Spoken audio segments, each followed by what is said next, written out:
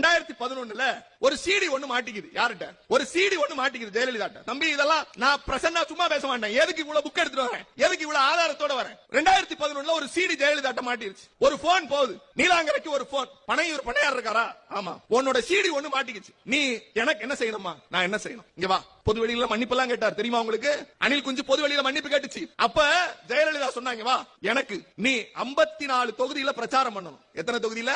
54 தொகுதியில அதிமுகவை ஆதரித்து பிரச்சாரம் செய்தவர் தான் இந்த நடிகர். அவர்கிட்ட தேர்தல் முடிஞ்சிருச்சு, நாம ஆட்சிக்கு வரல, அந்த ஆட்சிக்கு வந்துருச்சு. பதவியேற்பு விழாவுக்கு நடிகர் வந்தார். அப்ப நடிகர்கிட்ட கேக்குறாங்க, ஐயா உங்களுடைய முகத்தால் தான் இன்றைக்கு ஆட்சி வந்திருக்குதாமே, 51 தொகுதிகளை நீங்க பிரச்சாரத்துக்கு போனீங்களாமே, அதனால ஜெயிச்சிட்டீங்களாமே அப்படின்னு கேட்டப்ப அனில் குஞ்சு சொன்ன வசனம் என்ன தெரியுமா?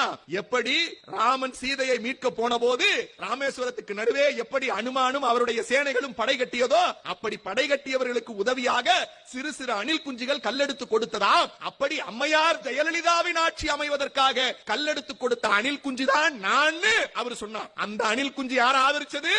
100 கோடி அபராதமும் 4 ஆண்டு சிறை தண்டனையும் பெற்ற ஊழல் பெருச்சாலி அம்மையார் ஜெயலலிதா ஊழல் குற்றவாளியான அந்த ஊழல் குற்றவாளியை ஆதரித்த அணில் குஞ்சுதான் நம்மை நோக்கி கை நீட்டுகிறார். நான் பல ஊர்கள்